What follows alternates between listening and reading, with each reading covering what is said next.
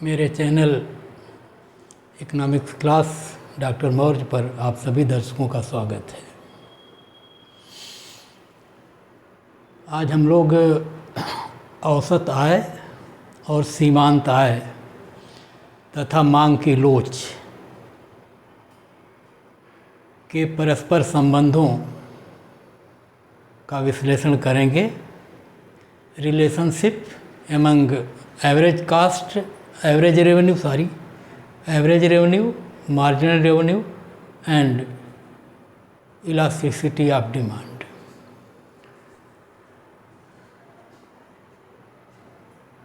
हम लोग जानते हैं कि जब उत्पादक उत्पादन करता है तो अपनी उत्पादित वस्तुओं को बेचता है और इन वस्तुओं को बेचने से जो उसे आय प्राप्त होती है उसे हम टोटल रेवेन्यू या कुल आय कहते हैं।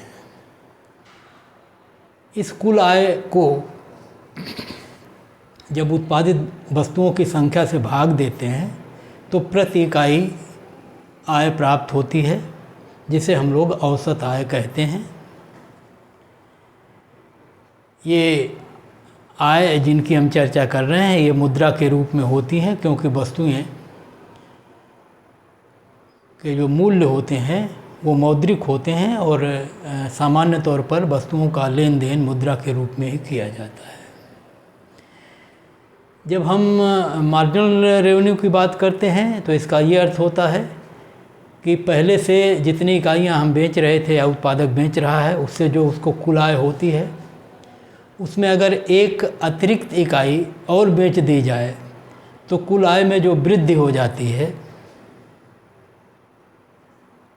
ये उस अंतिम इकाई के बेचने से प्राप्त होने वाली आय होती है और इसे हम सीमांत आय कहते हैं। और औसत आय में और सीमांत आय में या इनके परस्पर एक खास तरह का संबंध होता है। उन्हीं संबंधों का आज हम विश्लेषण करेंगे।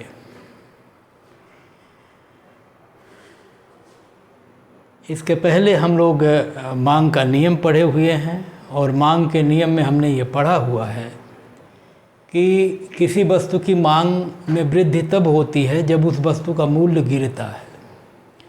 तो सामान्य तौर पर प्रवृत्ति ये होती है कि अगली इकाइयों को या अतिरिक्त इकाइयों को बेचने के लिए मूल्य का गिरना ज़रूरी होता है, अर्थात उत्तरोत्तर जो इकाइयाँ हम बेचते हैं उनके मूल्य जो हैं वो क्रमशः गिरते हुए होते हैं। तो यदि जब मांग का ये क्रियाशीलन होता है वैसे स्थिति में ये कहा जाता है कि कीमत के गिरने के साथ मांग में वृद्धि होती है और जो मूल्य होता है और जो वस्तु के मांग होती है या बिक्री की मात्रा होती है उनके बीच के जो संबंध है वो मांग वक्र से प्रदर्शित होते हैं।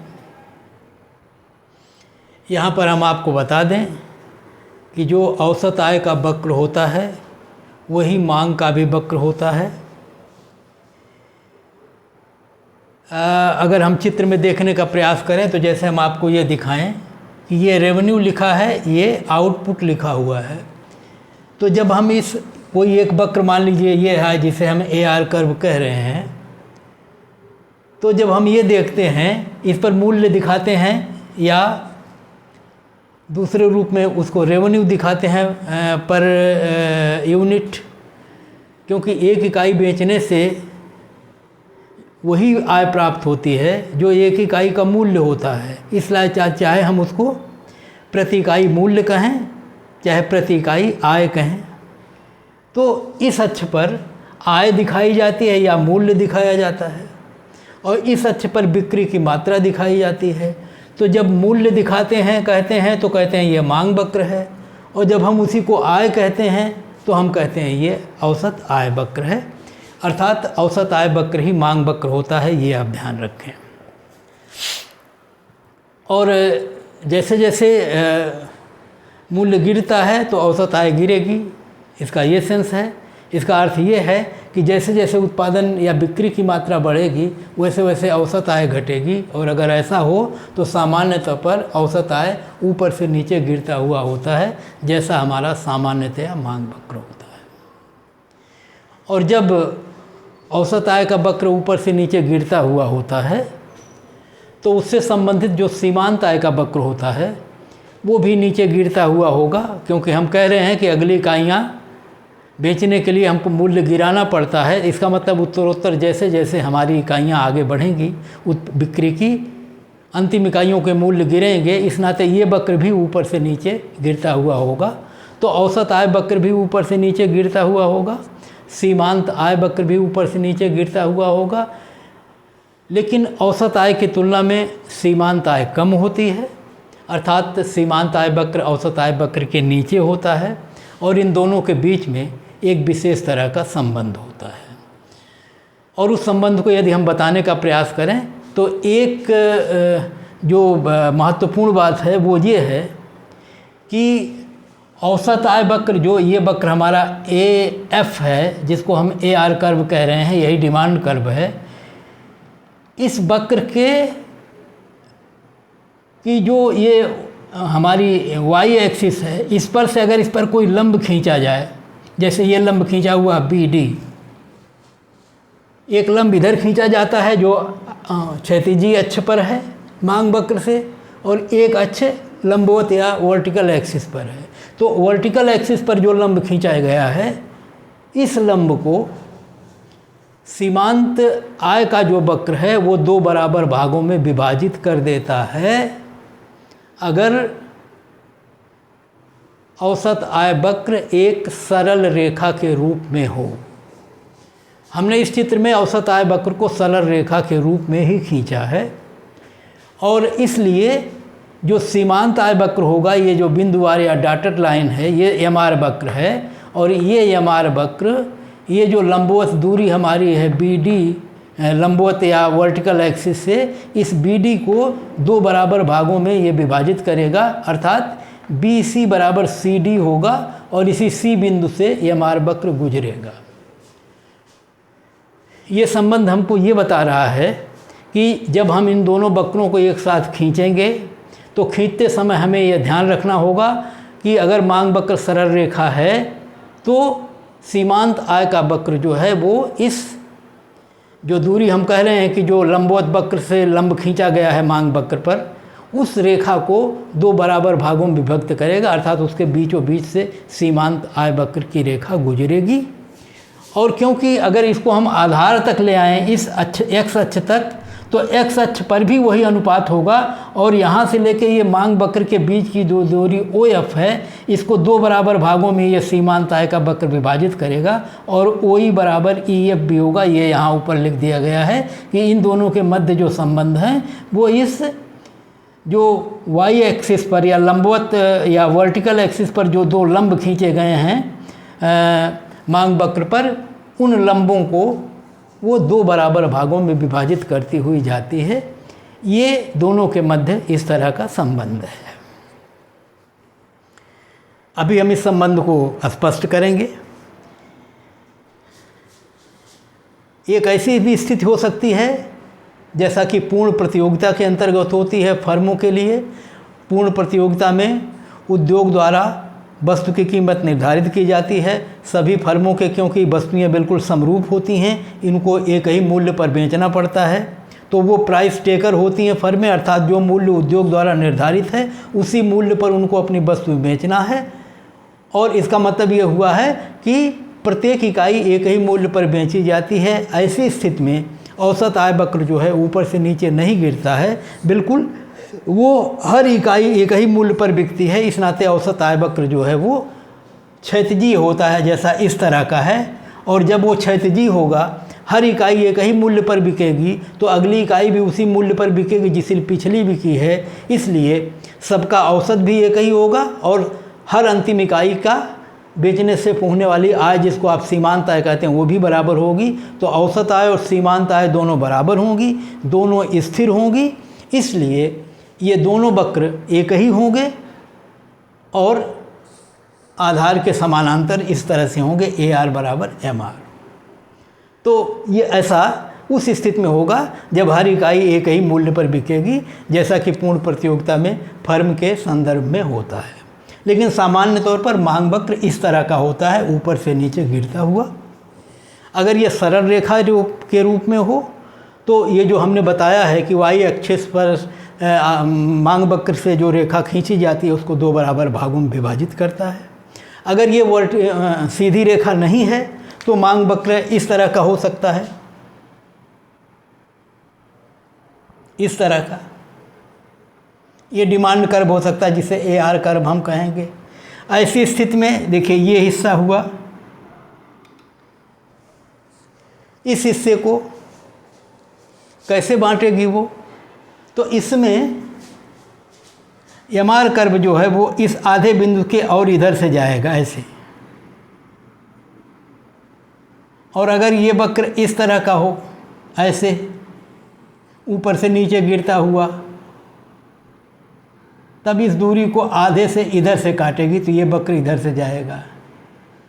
ये MR होगा, ये MR होगा। जो आधे से पहले काटेगा इसमें आधे से बाद काटेगा। लेकिन सामान्य तौर पर मांग वक्र ऐसे या ऐसे बनते हैं। और लेकिन जब हम इस तरह से बनाएंगे तो कोई चीज़ हम दोनों के बीच के संबंधों को स्पष्ट नहीं कर पाएंगे। इसलिए जो दोनों के मध्य संबंध हैं उनको हम सरल रेखा के रूप में जब हम मांग वक्र को प्रदर्शित करेंगे तभी बता पाएंगे। तो इस रूप में अब हम उस चीज़ को आपको दिखाने का प्रयास कर रहे हैं कि ये दोनों बराबर क्यों होते हैं, और उस बराबरी को हम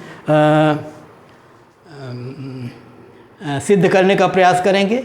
और जब सिद्ध करके आप देख लेंगे तब आप दृढ़ता से कहीं भी ये निष्कर्ष आसानी से आप निकाल कर बता सकते हैं कि अगर मांग वक्र सरल रेखा के रूप में हो तो सीमांत आय वक्र उसके नीचे होता है और वाई अक्ष से जो मांग वक्र रेखा पर लंब डाला जाता है उस लंब को 2 बराबर भागों में बांटता है। हम चित्र को उसी तरह से बनाएंगे और जहाँ कहीं ज़रूरत पड़ेगी उन दोनों भागों को हम बराबर करके सिद्ध करेंगे उस चीज़ को। तो उसको समझाने के लिए हम आपको यहाँ एक अलग चित्र पर ले जा रहे हैं। बिल्कुल यही चित्र वहाँ बनाया गया है। ये औसत आय का वक्र है, डिमांड कर्व AH, ये मांग वक्र है, AR कर्व है। और इस वक्र को हमने x अक्ष तक ले गए हैं हम और H बिंदु पर ये स्पर्श कर रहा है। सीमांत आय का वक्र AG है, ये MR वक्र लिखा हुआ है जो डाटेड है बिंदुवार रेखा है और वो इस अक्ष को G बिंदु पर छू रहा है। एक बिंदु हमने लिया है D और उस D बिंदु से हमने एक लंब खींचा है y अक्ष पर, एक लंब खींचा है x अक्ष पर। x अक्ष पर जो लंब खींचा गया है वो MR को E बिंदु पर काट रहा है और जो y अक्ष पर लंब खींचा गया है वो C बिंदु पर काट रहा है। हमको सिद्ध करना है कि BC बराबर CD होना चाहिए और उसी को हम यहाँ सिद्ध करने का प्रयास करेंगे। अब मैं आपको एक बात बताऊं कि इस चित्र में हम ये देखने का प्रयास करें कि कुल आय कैसे निकालेंगे। तो कुल आय निकालने के लिए एक तरीका ये है कि जितनी कुल इकाइयाँ हम बेच रहे हैं और जितना एक वस्तु की कीमत है उसका गुणा कर दें। कुल इकाइयों के बिक्री की मात्रा है OF इस D बिंदु पर और एक वस्तु का मूल्य है OB, और अगर OB में हम OF से गुणा कर दें तो ये गुणनफल जो है इस क्षेत्रफल के बराबर होगा OBDF। तो ये देखिए लिखा हुआ टोटल रेवेन्यू कितना होगी, यहाँ टोटल आउटपुट गुणे टू प्राइस, और आउटपुट है OF और प्राइस है OB और दोनों का गुणा किया क्षेत्रफल है OBDF पहला। ये दूसरा वाला देखिए। और एक और तरीका होता है जिसे हम सीमांत आय वक्रों से निकालते हैं। सीमांत आय वक्रों में क्या होता है ये देखिए। अगर ये MR कर्व है तो इसका मतलब होता है पहली इकाई से बेचने से इतनी आय, दूसरे से इतनी आय, तीसरे से इतनी आय, चौथे से इतनी आय, पाँचवें से इतनी, छठवें से इतनी, सातवें से इतनी, ऐसे।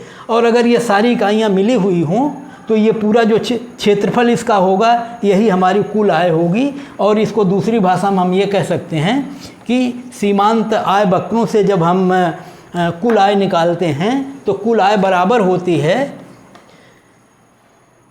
सीमांत आय वक्र के नीचे का पूरा क्षेत्रफल उस उत्पादन के स्तर तक जिस उत्पादन को हम देख रहे हैं। तो यहाँ पर हम उत्पादन हमारा है O से लेके F तक, और O से लेके F तक सीमांत आय वक्र के जो नीचे का क्षेत्रफल है वो कुल आय होगी। और अगर हम इस सीमांत आय वक्र AG को देखें तो इस उत्पादन के स्तर तक ये E तक आ रहा है, और ऐसी स्थिति में इसके नीचे का जो क्षेत्रफल होगा, देखिए ऐसे ये है, ऐसे जा रहा है फिर ऐसे काट रहा है, ऐसे ये स्थिति है। तो ये जो क्षेत्रफल है वो ये हिस्सा है आय के वक्र के नीचे का पूरा हिस्सा। तो ये पूरा जो हिस्सा है वो देखिए ध्यान से, O A, और A से आएंगे आप C पर, C से जाएंगे E पर, E से आएंगे F पर। ये जो हिस्सा होगा ये इसका क्षेत्रफल है। यहाँ लिखा हुआ है OA CEF। ये सीमांत आय वक्र के माध्यम से निकाला गया क्षेत्रफल है। ये औसत आय वक्र के आधार पर निकाला गया क्षेत्रफल है, और ये दोनों बराबर हैं क्योंकि दोनों कुल आय को प्रदर्शित करते हैं। और जब दोनों को देखेंगे दोनों बराबर हैं तो एक चीज़ यहाँ मार्क करने वाली है कि ये हिस्सा OBCEF दोनों में सम्मिलित है।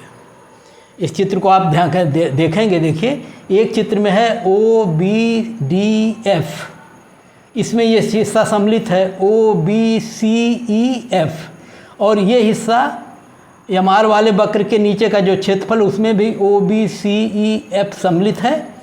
हो क्या रहा है, एक में ये छूट जा रहा है, पहले वाले में CDE छूट जा रहा है, दूसरे वाले में AEC या ABC छूट जा रहा है।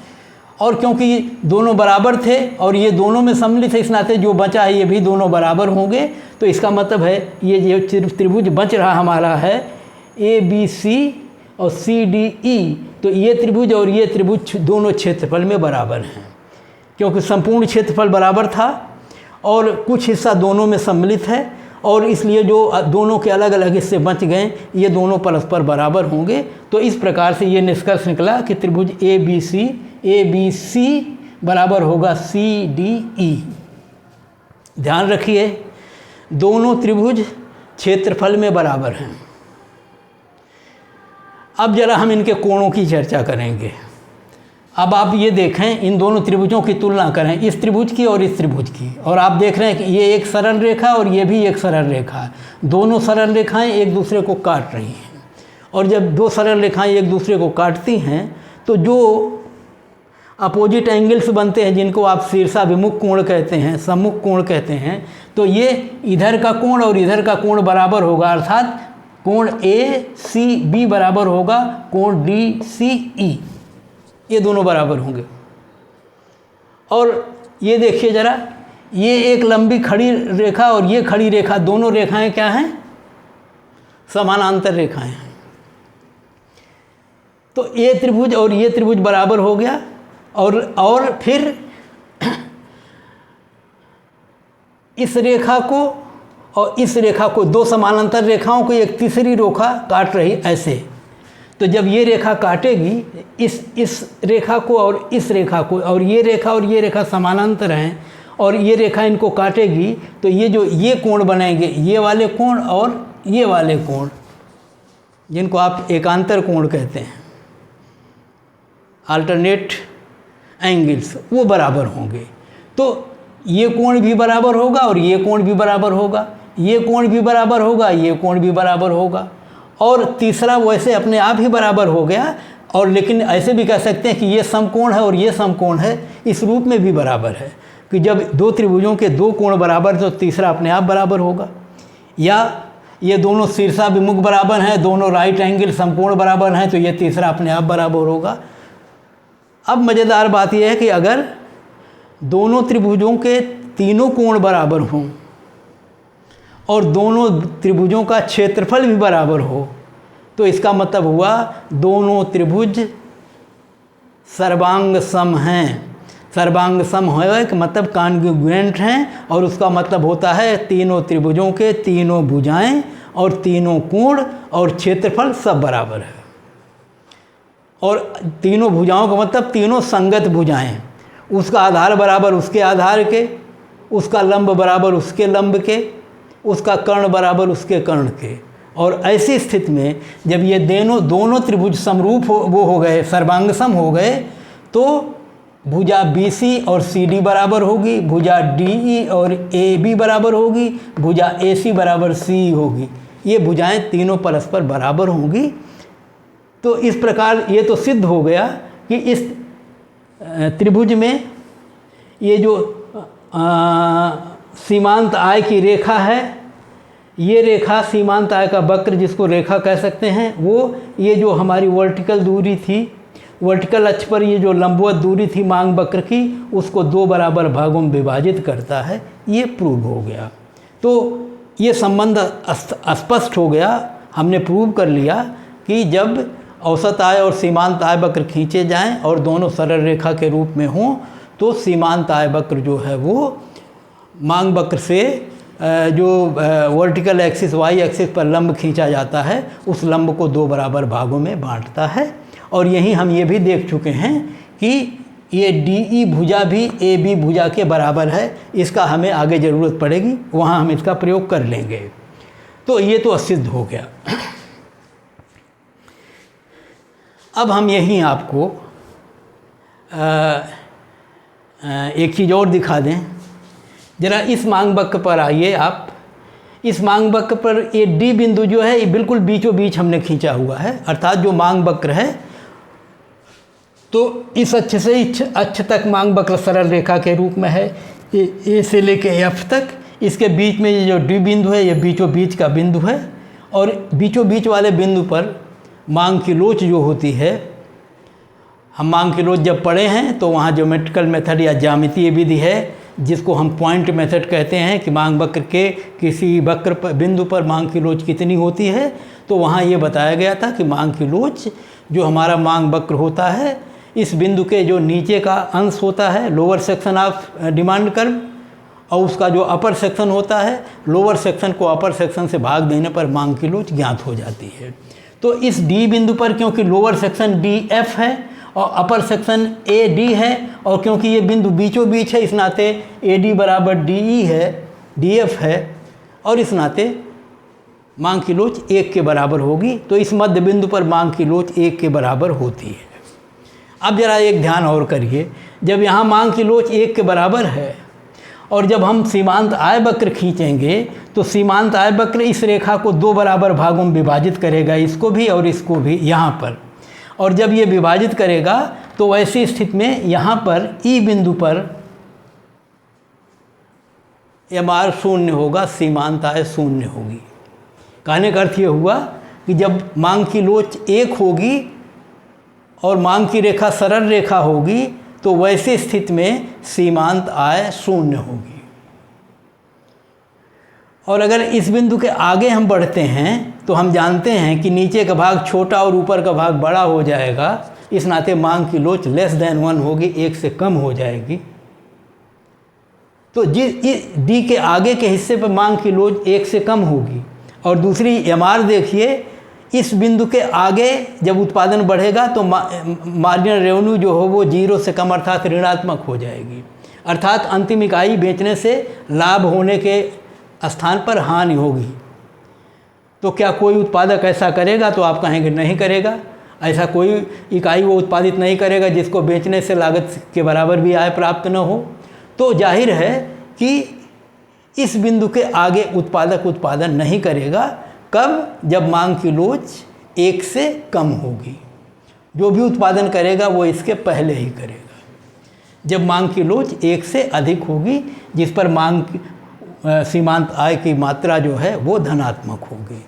तो वैसी स्थितियों में जब मांग का वक्र ऊपर से नीचे गिरता हुआ होता है, और सामान्यतः ऐसा ही होता है, और ये स्थितियाँ आगे पढ़ेंगे हम लोग चल के आगे, एक अधिकार में होगी, एक अधिकारक प्रतियोगिता में होगी, अपूर्ण प्रतियोगिता में होगी,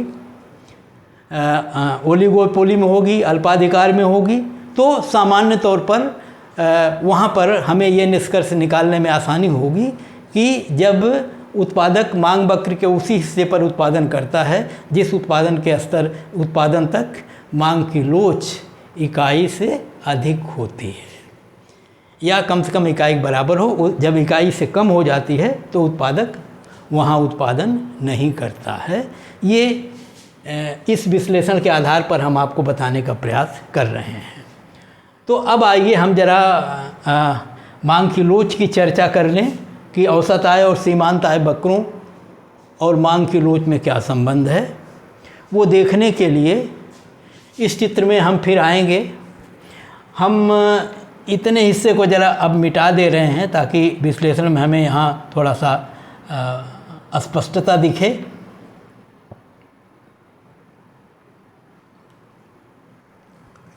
तो यहाँ पर बिंदु था डी।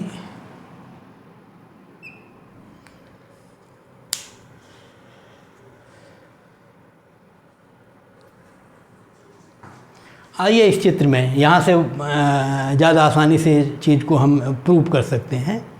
इस चित्र में ज़रा हम ये देखें कि ये सीमांत आय का वक्र है, ये औसत आय का वक्र है, और सारे संबंधों को हम देख चुके हैं।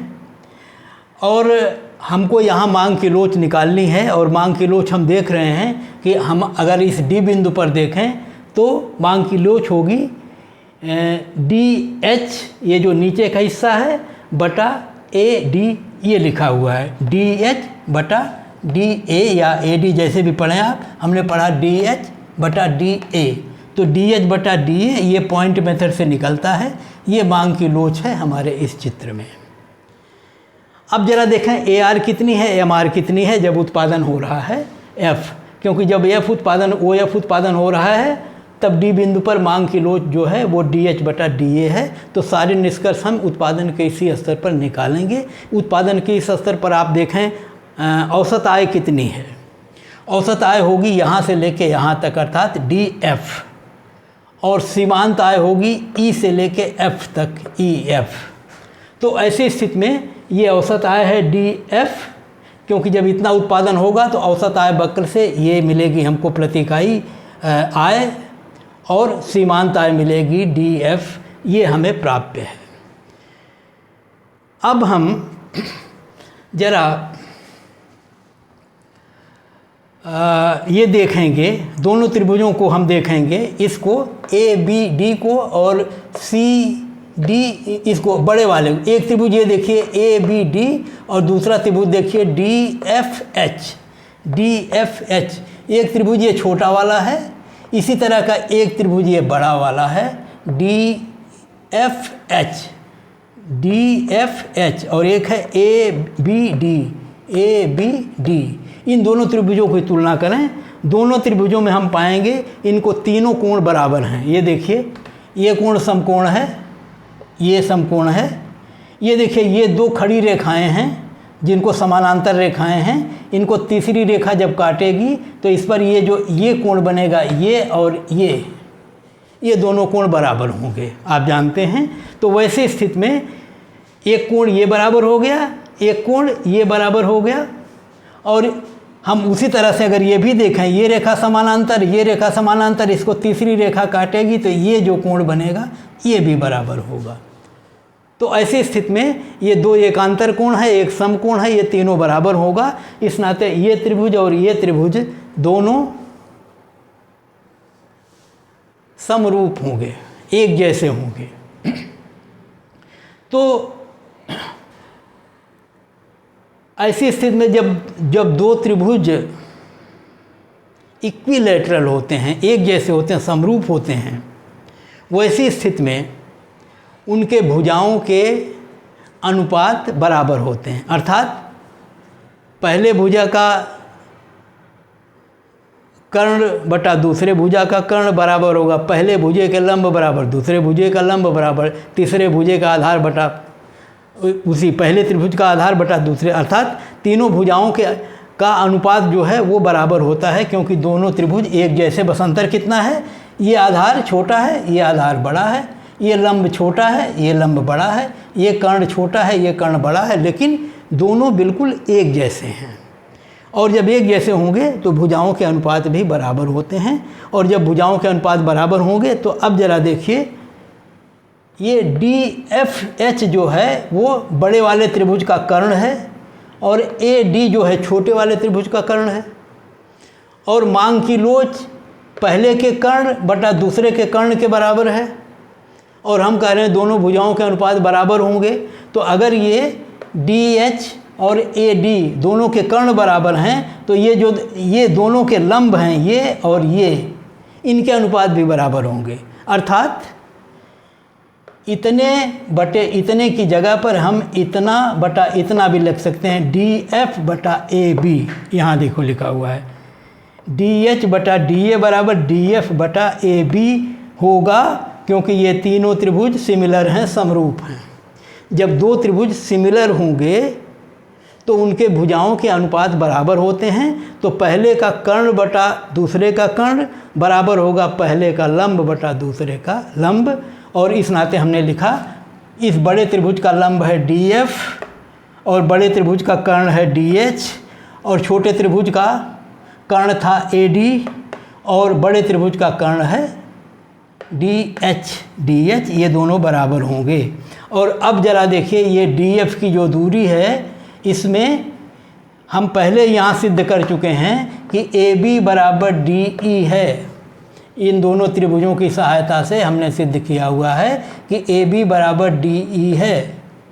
और इस नाते AB की जगह पर DE लिख सकते हैं। और इस DE को हम चाहें तो इस बड़े वाले रेखा में से इतना घटा दें तब भी वही राशि मिलेगी। ये DF में से EF घटा दें तो DE मिलेगी। तो हम इसकी जगह पर ये लिख सकते हैं और इसकी जगह पर बड़ी में से इसको घटा के लिख सकते हैं। यहाँ तो मैंने लिखा AB बराबर है DE, AB बराबर है DE और इसी AB बराबर होता है DE की जगह पर हमने लिखा DF minus EF, DF minus EF। अब ज़रा ध्यान करिए, DF जो है ये औसत आय है और EF जो है वो सीमांत आय है। पहले हम बता चुके हैं। औसत आय वक्र से ये DF मिली है, ये औसत आय है। सीमांत आय वक्र से EF मिली है, ये सीमांत आय है। तो DF की जगह पर हम AR लिख सकते हैं, EF की जगह पर हम MR लिख सकते हैं। हमने लिख दिया इसको। DE बराबर DE बटा और इस AB की जगह पर लिख दिया DF माइनस EF और DF बराबर है AR और EF बराबर है MR। तो हमने इसको AR बटा ऊपर वाला हिस्सा DF है, DF ये AR है और इधर का हिस्सा DF माइनस EF है। DF AR ही होता है, EF MR होता है। तो AR बटा AR माइनस MR हम मांग की लोच जो ये आई थी इसकी जगह पर ये लिख सकते हैं। और जब हम ऐसे लिखेंगे तो हम अगर इस AR को E को उस पार ले जाएं, इसको इस पार कर लें तो देखिए इस AR और MR को इधर कर दिया तो हो गया AR माइनस MR नीचे से ऊपर आ गया। और इसी को इधर ले गए तो वो AR के नीचे आ जाएगा। AR बटा E उसको हम लिख सकते हैं AR 1/E, ऐसे भी लिख सकते हैं। तो ये बदल के ऐसे लिखा जा सकता है। और इस चीज़ को फिर जब आगे बढ़ाएंगे तो देखिए ये लिखा हुआ है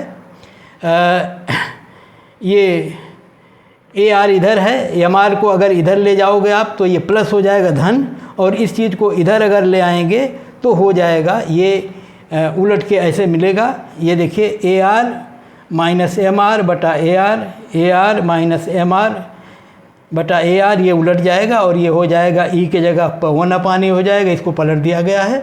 और ये बदल के फिर ऐसे लिख सकते हैं कि AR बटा AR माइनस MR बटा AR। तो AR minus AR minus AR MR बटा AR बराबर 1/E। AR AR कट के 1 हो जाएगा। तो हम इसको लिख सकते हैं 1 और इस चीज़ को इधर ला देंगे तो ये माइनस हो जाएगी, इस चीज़ को उधर ले जाएंगे तो ये प्लस हो जाएगा। तो हम इसको 1 माइनस 1/E बराबर MR बटा AR लिख सकते हैं।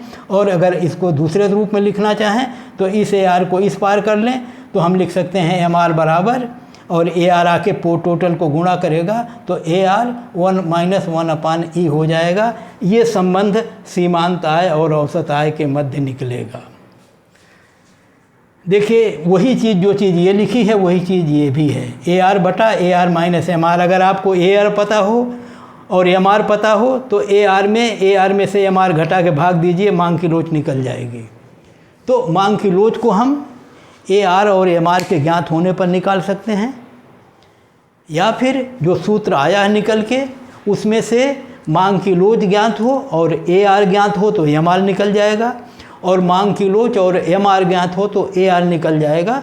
तो ये औसत आय और सीमांत आय और मांग की लोच के बीच जो परस्पर संबंध है वो हमने जानने का प्रयास किया और वो निष्कर्ष इस रूप में आया। इसको अलग अलग तरह से हम कई तरह से लिख सकते हैं और उस रूप में हम इनके संबंधों को प्रदर्शित कर सकते हैं। तो इस रूप में हमने आज इस माध्यम से, वक्रों के माध्यम से और ये देखने का प्रयास किया कि औसत आय और सीमांत आय में क्या संबंध होते हैं, औसत आय, सीमांत आय और मांग की लोच के बीच परस्पर क्या संबंध होता है। औसत आय वक्रों को यदि खींचा जाए सरल रेखा के रूप में, अगर ऊपर से नीचे खींचे जाएंगे तो औसत आय और सीमांत आय के जो वक्र होंगे उसमें सीमांत आय का वक्र औसत आय वक्र के नीचे होगा, और वाई अक्ष से मांग वक्र पर जो लंबवत दूरी हम खींचेंगे एम आर उसको 2 बराबर भागों में बांटेगा। फिर हमने देखा कि औसत आय के मध्य बिंदु पर मांग की लोच 1 के बराबर होती है, और उस उत्पादन के स्तर पर जहां मांग की लोच 1 के बराबर होती है सीमांत आय 0 होती है। मांग की लोच जब 1 से कम होती है तो सीमांत आय ऋणात्मक होती है। मांग की लोच जब 1 से ज़्यादा होती है तो सीमांत आय धनात्मक होती है। और जब मांग वक्र सरल रेखा के रूप में नहीं होते तो हम उन्हें दूसरे रूप में खींचते हैं। तो एक में हमने देखा है जिसमें वो वाई अक्ष की ओर जो उन्नतोदर होगा वक्र, उसमें आधे से पहले बाएं तरफ काटेगा सीमांत आय वक्र, और जब नतोदर होगा तो आधे से दूर काटेगा दूसरी तरफ। तो सामान्य तौर पर हम सरल रेखा के रूप में उसे खींचते हैं और ज़्यादा आसान होता है बनाना। अन्यथा अगर आप उसको नतोदर बनाएंगे मांग वक्र की तरह तो ध्यान रहेगा कि आधे से पहले की तरफ जाए। अगर ऐसा बनाते समय आप ध्यान रखेंगे तो एग्जामिनर को यह पता चलेगा कि औसत आय और सीमांत आय के मध्य संबंधों को आप जानते हैं और चित्र खींचते समय आपने उनका ध्यान रखा है, तो ये ज़्यादा बेहतर स्थिति होगी। और संबंधों को इसीलिए पढ़ाया जाता है ताकि दोनों वक्र जब आप एक साथ खींचें तो कहीं त्रुटि न होने पाए, और अगर इनके मध्य संबंध पूछे जाते हैं तो उन संबंधों को हम दिखाएंगे और बताएंगे कि ये संबंध किस प्रकार से होते हैं। ये ज़रूरी नहीं है कि सर्वत्र आपको ये प्रूव करके दिखाना पड़े, उसके जो निष्कर्ष निकले हैं वो आपको जानने चाहिए। हम सिद्ध इसलिए करते हैं ताकि आपको ये विश्वास हो कि ये जो बात कही गई है वो सत्य है, और इसलिए हमने आपको समझा के इसको दिखाने का प्रयास किया कि अब आप बिल्कुल सत्यता पूर्वक या